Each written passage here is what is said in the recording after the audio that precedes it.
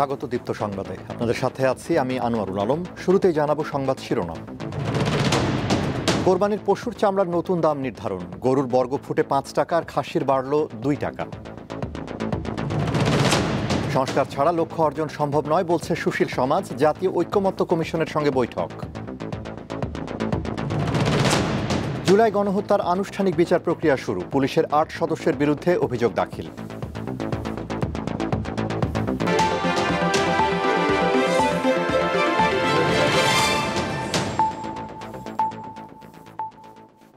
এবারে বিস্তারিত।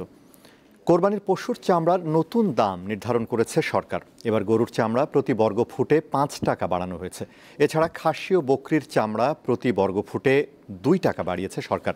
দুপুরে সচিবালয়ে বাণিজ্য মন্ত্রণালয়ের সম্মেলন কক্ষে সংবাদ সম্মেলনে বাণিজ্য উপদেষ্টা শেখ বশির উদ্দিন একথা জানান।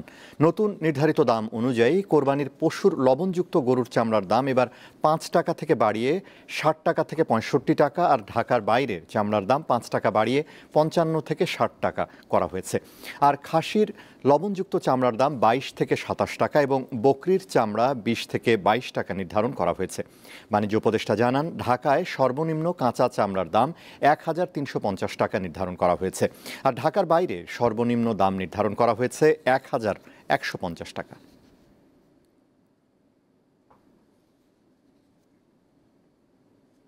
আন্তর্জাতিক বাজারে কাঁচা চামড়া অথবা ওয়েট ব্লু চামড়া সাময়িকভাবে, যেটা বাংলাদেশ থেকে রপ্তানি নিষিদ্ধ তালিকায় ছিল, এই নিষিদ্ধ তালিকা থেকে আমরা তুলে দিচ্ছি, সো দ্যাট ইন্টারন্যাশনাল মার্কেটে সরাসরি, যদি স্থানীয় বাজারে এই মূল্য পাওয়া না যায়, যদি চেষ্টা করেন যেন আন্তর্জাতিক বাজারে সরাসরি বিক্রি করে দিতে পারেন। সংস্কার ছাড়া কাঙ্ক্ষিত নির্বাচন ও অন্যান্য ক্ষেত্রে লক্ষ্য অর্জন সম্ভব নয়, এমনটাই বলছেন সুশীল সমাজের প্রতিনিধিরা। আজ জাতীয় ঐক্যমত্য কমিশনের সঙ্গে বৈঠকে তারাই কথা বলেন।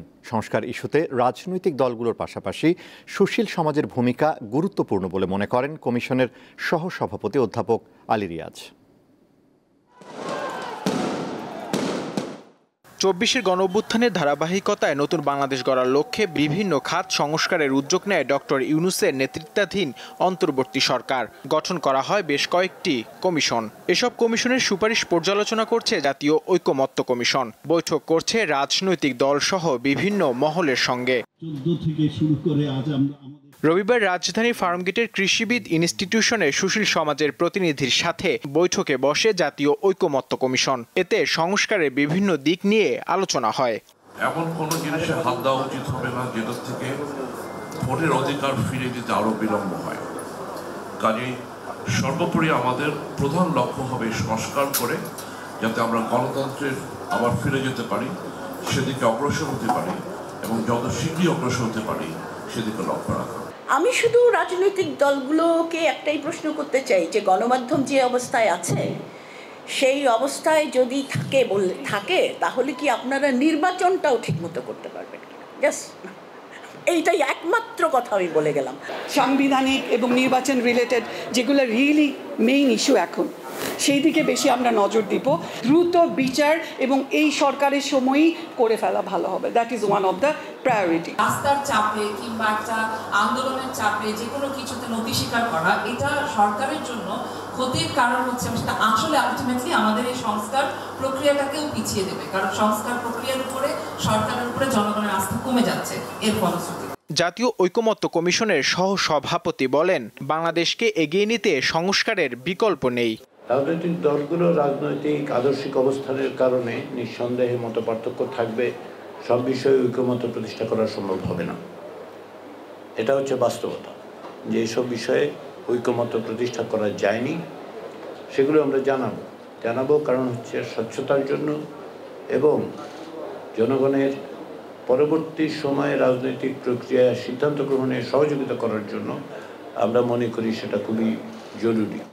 এক্ষেত্রে গণমাধ্যম গুরুত্বপূর্ণ ভূমিকা পালন করতে পারে বলে মনে করেন কমিশনের সহসভাপতি। আলাপ আলোচনার মধ্য দিয়ে আসলে আমাদেরকে এক জায়গায় পৌঁছতে হবে। নূর আলম, দীপ্ত সংবাদ, ঢাকা। চলমান রাজনৈতিক সংকট নিরসনে আজ বিভিন্ন দলের সঙ্গে বৈঠক করছেন প্রধান উপদেষ্টা ডক্টর মোহাম্মদ ইউনূস।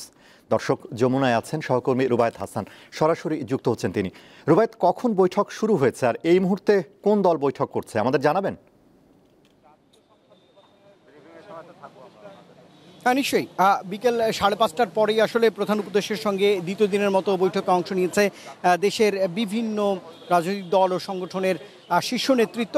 যেমনটা আমি বলতেই পারি যে প্রধান উপদেষ্টার যে রাষ্ট্রীয় যে অতিথি ভবন যমুনায় যে বাসভবন রয়েছে সেখানে এরই মধ্যে প্রবেশ করতে আমি দেখেছি যে বাংলাদেশের কমিউনিস্ট পার্টি সিপিবির সাবেক সভাপতি মুজাহিদুল ইসলাম সেলিম, গণসংহতি আন্দোলনের প্রধান সমন্বয়কারী জুনায়েদ সাকি রয়েছেন, বিপ্লবী ওয়ার্কার্স পার্টির সেক্রেটারি সাইফুল হক এবং জাতীয় গণফ্রন্টের সমন্বয়কারী টিপু বিশ্বাস, তারা কিন্তু ঢুকেছেন। এছাড়াও আরও অন্তত 15 জন সেখানে আসবার কথা রয়েছে। আমি দেখেছি বেশ কয়েকটি যানবাহনে করে সেই যানবাহনগুলো নিরাপত্তা তল্লাশির পরে সেখানে প্রবেশ করেছে। আপনাকে একটু জানাতে চাই যে যারা এই মুহূর্তে বৈঠক করছেন তারপরে কিন্তু বেশ কিছু ধর্মভিত্তিক দল এখনই তারা আসতে শুরু করেছেন। এই দলগুলোর মধ্যে রয়েছে যেমনটা বলা যায় হেফাজতুল ইসলামের মহাসচিব মাওলানা সাজিদুর রহমান, ইসলামী আন্দোলনের আমির মুফতি সৈয়দ মোহাম্মদ রেজাউল করিম, বাংলাদেশ খেলাফত মজলিসের আমির মাওলানা মামুনুল হক সহ বেশ কিছু ধর্মভিত্তিক রাজনৈতিক দলের শীর্ষ নেতৃত্ব, তারা আসলে দ্বিতীয় দফায় বৈঠকের জন্য এরই মধ্যে আসতে শুরু করেছেন। তাদের নিরাপত্তা আসলে তল্লাশি এখন পর্যন্ত চলছে। আসলে ঘটনা পর্যায়ক্রমে সেটি হচ্ছে নানা ধরনের ক্ষোভ ও হতাশা থেকে প্রধান উপদেষ্টা অধ্যাপক ইউনূস পদত্যাগ করার কথা ভাবছেন এমন খবর ছড়িয়ে পড়ার পর আসলে গত বৃহস্পতিবার থেকেই দেশের রাজনীতির অঙ্গনে আসলে কি হতে যাচ্ছে, আগামী নির্বাচন, দেশের পরিস্থিতি নিয়ে এক ধরনের জনমনের সংখ্যা তৈরি হয়। এরপরেই আপনি জেনে থাকবেন যে গতকাল বড় রাজনৈতিক দল জামাতে ইসলামী এবং একই সঙ্গে বাংলাদেশ জাতীয়তাবাদী দল বিএনপি ছাড়াও এনসিপির নেতারা অধ্যাপক ইউনূসের সঙ্গে কথা বলেছেন, তাদের মতামত জানিয়েছেন, তাদের ভাবনা জানিয়েছেন বাংলাদেশ ঘিরে এবং আগামী নির্বাচন নিয়ে। এরই ধারাবাহিকতায় আজ দ্বিতীয় দিনের মতো এই দলগুলোর সঙ্গে আসলে বৈঠক চলছে। আজ কিন্তু কোনো রাজনৈতিক দল বা সংগঠনের শীর্ষ নেতৃত্ব এখন পর্যন্ত বেরিয়ে গণমাধ্যমের সঙ্গে কথা বলেনি। আমরা অপেক্ষা করছি আসলে যদি তারা বেরোয় কথা বলেন গণমাধ্যমে, তারপরে আসলে বিস্তারিত জানাতে পারবো। তবে বৈঠকগুলো চলছে। রুবায়েত, আপনাকে ধন্যবাদ। যমুনা থেকে যুক্ত ছিলেন সহকর্মী রুবায়েত। গণ অভ্যুত্থানে রাজধানীর চাংখারপুলে 6 জনকে হত্যার ঘটনায় দায়ের করা মানবতা বিরোধী অপরাধের মামলায় প্রসিকিউশনের দেয়া অভিযোগ আমলে নিয়েছে আন্তর্জাতিক অপরাধ ট্রাইব্যুনাল। ডিএমপির সাবেক কমিশনার হাবিবুর রহমান সহ 8 পুলিশ এই মামলার আসামি। এছাড়া আদালত অবমাননার দায়ে শেখ হাসিনা সহ 2 আসামির বিষয়ে বিজ্ঞপ্তি প্রকাশের নির্দেশ দিয়েছে ট্রাইব্যুনাল। ছাত্র জনতার গণ অভ্যুত্থানে রাজধানীর চানখারপুলে 5 আগস্ট 6 জনকে হত্যা করা হয়। প্রসিকিউশনের প্রতিবেদন বলছে, প্রাণঘাতী অস্ত্র ব্যবহার করে আনাস, শেখ মাহাদি হাসান জুনায়েদ, মোহাম্মদ ইয়াকুব, রাকিব হাওলাদার, ইসমাইল হক ও মানিক মিয়াকে হত্যা করে পুলিশ। স্বয়ং শেখ হাসিনার নির্দেশে এসব হত্যাকাণ্ড চালানো হয়। শেখ হাসিনার সাথে অন্যান্য আসামিদের কথোপকথনের প্রমাণ পাওয়ার তথ্য দিয়ে প্রসিকিউশন রবিবার সাবেক ডিএমপি কমিশনার হাবিবুর রহমান সহ 8 পুলিশের বিরুদ্ধে আন্তর্জাতিক অপরাধ ট্রাইব্যুনালে আনুষ্ঠানিক অভিযোগ দাখিল করে। এ মামলায় গ্রেপ্তার আসামি ইন্সপেক্টর আরশাদ, কনস্টেবল সুজন, ইমাজ হোসেন ইমন ও নাসিরুল ইসলামকে ট্রাইব্যুনালে হাজির করা হয়। তাদের উপস্থিতিতে অভিযোগ আমলে নেয়ার বিষয়ে শুনানি হয়। এতে চিফ প্রসিকিউটর অপরাধের বর্ণনা তুলে ধরেন। দল হিসাবে আওয়ামী লীগ, জোট হিসেবে 14 দল, অঙ্গ সংগঠন হিসেবে আওয়ামী লীগের ছাত্রলীগ, যুবলীগ এবং অন্যান্য সংগঠন সমূহের কথা আমরা তুলে এনেছি। পুলিশ, বিজিবি এবং র্যাব এবং অন্যান্য গোয়েন্দা সংস্থাসমূহ তারা কিভাবে এখানে ভূমিকা পালন করেছে, তাদের কি দায়, সেগুলোর কথা এখানে তুলে আনা হয়েছে। আসামিদের ভিডিও, অডিও সহ প্রয়োজনীয় তথ্য প্রমাণ আদালতে দাখিল করা হয়েছে বলেও জানান তিনি। অপরাধীদের অপরাধ প্রমাণ করতে যত স্ট্যান্ডার্ড দিয়ে বিচার করা হোক, যাতে কোনো স্ট্যান্ডার্ডেই এই বিচারটি ফেইল না করে, সেই মানের এভিডেন্স আমরা আদালতে দাখিল করেছি। এদিকে সাবেক প্রধানমন্ত্রী শেখ হাসিনা সহ 2 জনের আদালত অবমাননার দায়ে ট্রাইব্যুনালে হাজির হওয়ার বিষয়টি পত্রিকায় প্রকাশের নির্দেশ দিয়েছে আদালত। 2 বহুল প্রচালিত পত্রিকায় বিজ্ঞপ্তি দিয়ে তাদেরকে আদালতে হাজির হওয়ার জন্য নির্দেশ যেটা দিয়েছেন, সেটা নোটিফিকেশন আকারে পত্রিকা ছাপার নির্দেশ দিয়েছেন। মামলাটির পরবর্তী শুনানি ও আদেশের জন্য আগামী 3 জুন তারিখ ঠিক করেছে ট্রাইব্যুনাল। আজিজুল ইসলাম, দীপ্ত সংবাদ, ঢাকা। অন্তর্বর্তী সরকারের মান অভিমান ও রাগ বিরাগের সুযোগ নেই বলে মন্তব্য করেছেন বিএনপির ভারপ্রাপ্ত চেয়ারম্যান তারেক রহমান। রাজধানীর কাকরাইলে ডিপ্লোমা ইঞ্জিনিয়ার্স ইনস্টিটিউশন মিলনায়তনে ন্যাশনাল পিপলস পার্টির 18তম প্রতিষ্ঠাবার্ষিকীর আলোচনা সভায় লন্ডন থেকে ভার্চুয়ালি যোগ দিয়ে এমন মন্তব্য করেন তিনি। অন্তর্বর্তীকালীন সরকারের প্রতি বিএনপি সহ আমরা যারা একসঙ্গে রাজপথে আন্দোলন করেছি আমাদের সর্বাত্মক সমর্থন অব্যাহত রেখেছি। জনগণ অবিলম্বে দেশের ইতিহাসের সবচেয়ে অবাধ, নিরপেক্ষ একটি জাতীয় নির্বাচন দেখতে পাবে। বাংলাদেশ জামায়াতে ইসলামীর আমির ডাক্তার শফিকুর রহমান বলেছেন, দেশের স্বার্থের বিরুদ্ধে কোনো কিছুতে তারা হ্যাঁ বলবেন না। দুপুরে মৌলভীবাজার কুলাউড়ের চা শ্রমিকদের নিয়ে মত বিনিময় সভায় কথা বলেন তিনি। চা শ্রমিকদের নিয়ে আমরা কাজ হইয়া গিয়েছে, কালেকশন হয় না। জিনের বাদশা প্রতারক চক্রের 3 সদস্যকে গ্রেফতার করেছে police bureau of investigation PBI. রবিবার সংবাদ সম্মেলনে অতিরিক্ত পুলিশ মহাপরিদর্শক মোহাম্মদ এনায়েত হোসেন মান্নান এই তথ্য জানান। তিনি বলেন, তেজগাঁও থানার এক মামলার তদন্তে নেমে এই প্রতারক চক্রের খোঁজ পায় পিবিআই। ভোলা সদর থেকে প্রতারক চক্রের এই 3 সদস্যকে গ্রেফতার করা হয়। হতাশাগ্রস্ত ব্যক্তিদের সমস্যার সমাধানের আশ্বাসে কোটি কোটি টাকা হাতিয়ে নিয়েছে এই চক্র। পিবিআই আরও জানায়, বিভিন্ন সময় নারীর কণ্ঠে কথা বললেও এই চক্রের সকলেই পুরুষ সদস্য।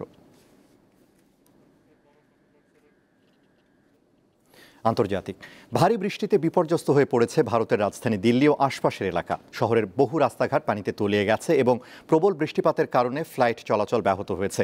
ভারতীয় সংবাদ মাধ্যম জানায়, স্থানীয় সময় রবিবার রাতভর দিল্লি ও আশপাশের এলাকায় ভারী বৃষ্টি, ঝোড়ো হাওয়া ও বজ্রঝড়ের কারণে রাস্তায় পানি জমে গেছে।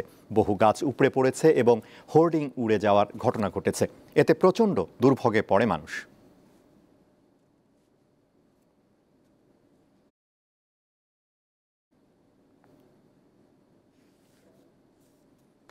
শেষ করব দীপ্ত সংবাদ, তার আগে সংবাদ শিরোনামগুলো জানাবো আরও একবার। কোরবানির পশুর চামড়ার নতুন দাম নির্ধারণ, গরুর বর্গফুটে 5 টাকা আর খাসির বাড়ল 2 টাকা। সংস্কার ছাড়া লক্ষ্য অর্জন সম্ভব নয় বলছে সুশীল সমাজ, জাতীয় ঐক্যমত্য কমিশনের সঙ্গে বৈঠক। জুলাই গণহত্যার আনুষ্ঠানিক বিচার প্রক্রিয়া শুরু, পুলিশের 8 সদস্যের বিরুদ্ধে অভিযোগ দাখিল।